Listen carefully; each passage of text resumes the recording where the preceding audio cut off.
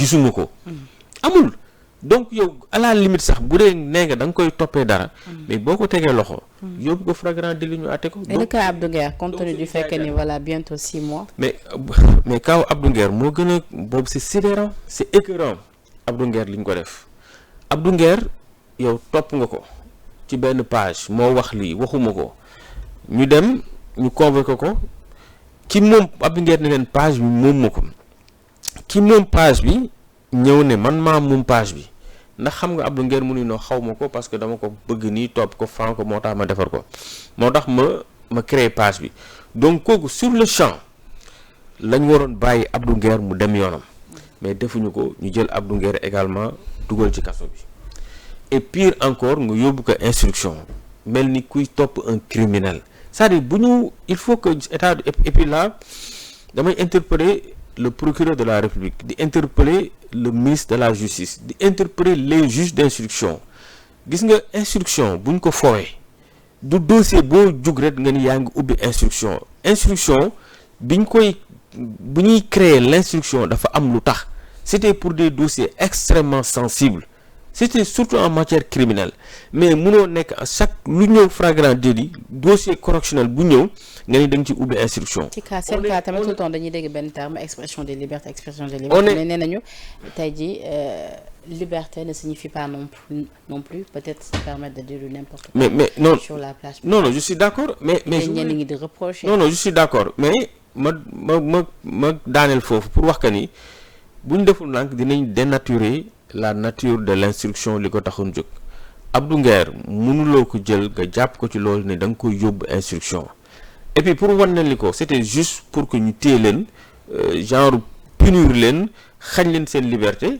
moo waral juge d'instruction bi mu boucler dossier am mais da ko jox le parquet mais jusqu'à présent mënuñu fexe ba enrôler le dossier de Abdou Nguer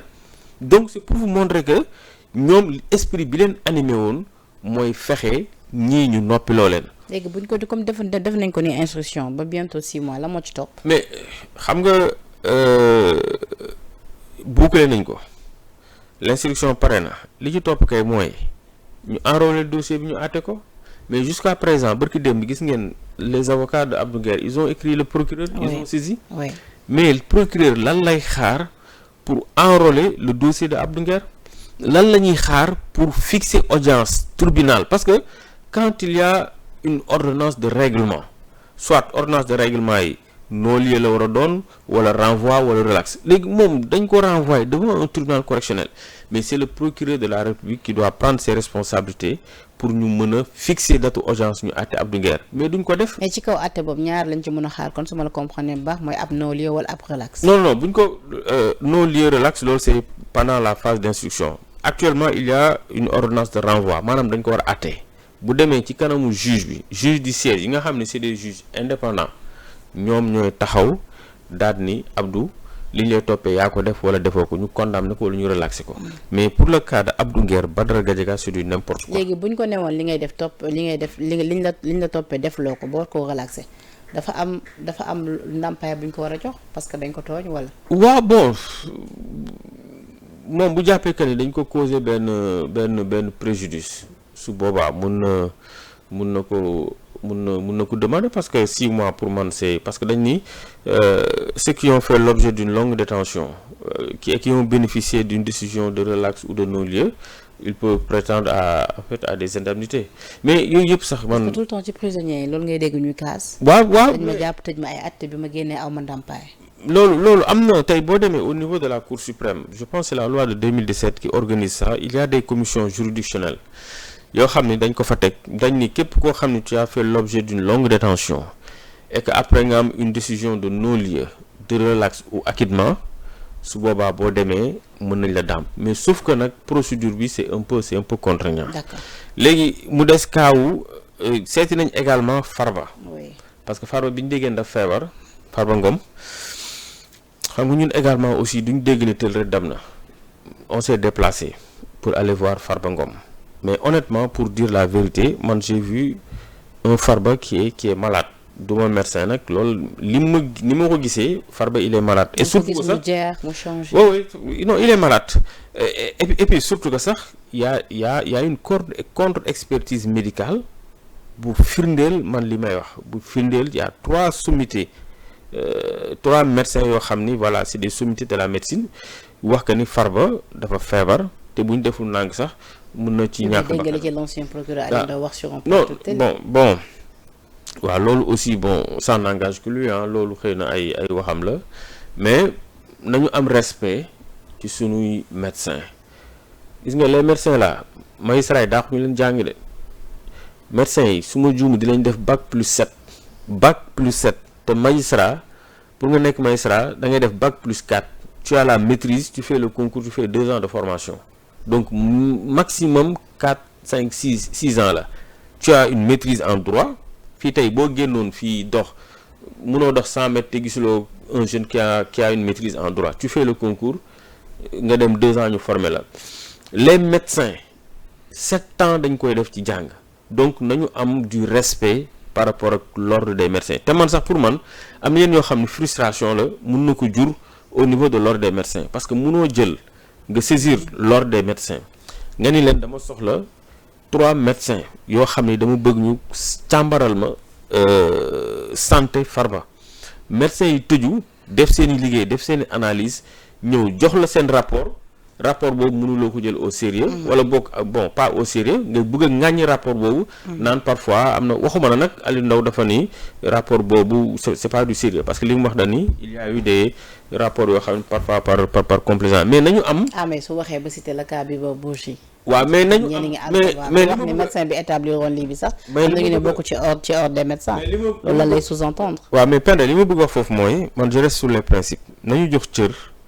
l'ordre des médecins te lii mën na indi frustration à leur niveau ñoom c'est des gens yu assermentés dañu prêter serment dañu waat ñoom dañuy def bac plus 7 ñiy def bac plus 4 xaw ma bac plus 6 donc ëpp ñu magistrat yi ëpp ñu dignité ëpp ñu honneur gënuñu bëgg réew mi les médecins donc Farba buñ ko defalee contre expertise médicale mu feebar ñu muy wane que ni feebaram est devenu incompatible avec la détention carcérale dañ ko war a bàyyi mu dem parce que gis nga boo jëlee l'article 140 du code de procédure pénale dafa ni ñi nga xam ni peut-être dañ leen topp en matière de blanchiment de capitaux détournement de deniers publics les délits économiques automatiquement mandat de dépôt waaye bu fekkente ni dañu rembourser da nga leen di bàyyi ñu dem bu ñu cautionner da nga leen di bàyyi ñu dem wala boog ñu feebar boo xam ni un expert médical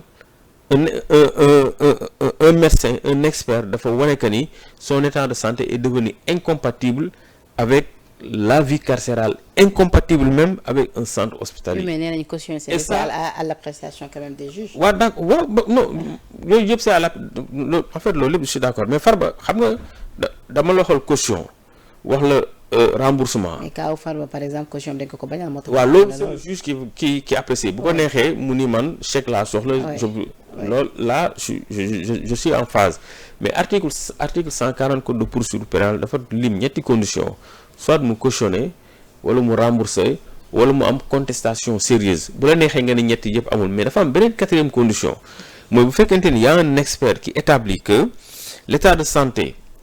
de Farba est devenu incompatible avec la détention carcérale et même dans un centre hospitalier c'est ce que l'article 140 dernier alinéa loolu la wax donc Farba dafay dugg ci alinéa boobu donc kon li jaadu woon mooy ñu defal ko assignation à résidence surveillée sous bracelet électronique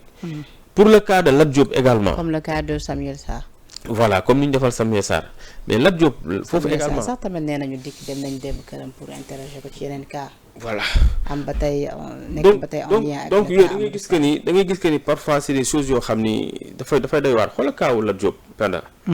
Lat Diop on l'a mis en prison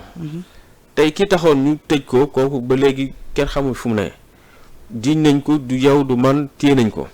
te maa ngi dégg sax ñu naan le cas de Lat Diop amul plainte mais aussi pour le cas de Lat Diop Penda ma waxati ci xam nga ni Lat Diop les juges la chambre d'accusation bu cour d'appel la chambre d'accusation dañu demander à ce que nañu lever le mandat de dépôt de Lat Diop xam nga lu muy wundu